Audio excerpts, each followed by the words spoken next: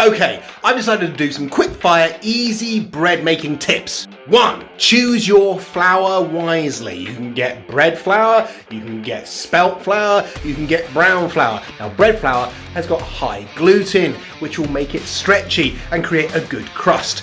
Brown breads don't have so much gluten, so you have to work them harder. Research your flour before you make your bread. Spelt flour, look out for it, it's amazing. 2. Yeast. You can use quick yeast, which is great, it's brilliant for fast, easy bread.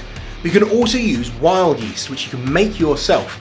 The quick yeast will rise really quickly but will have less flavour. The wild yeast, that some people call a starter or a mother, will have much more flavour but will rise a lot slower. 3. Salt.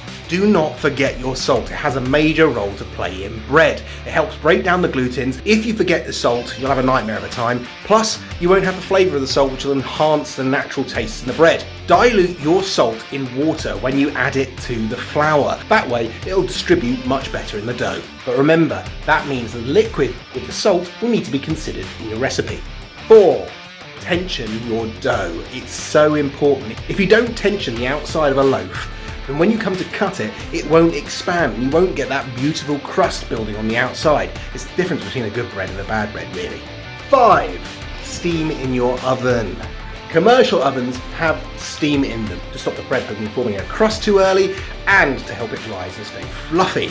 Just get a rag, stick it into a pan, cover it in water, and the extra surface area of the rag will create more steam and allow your bread to bake properly at high temperatures.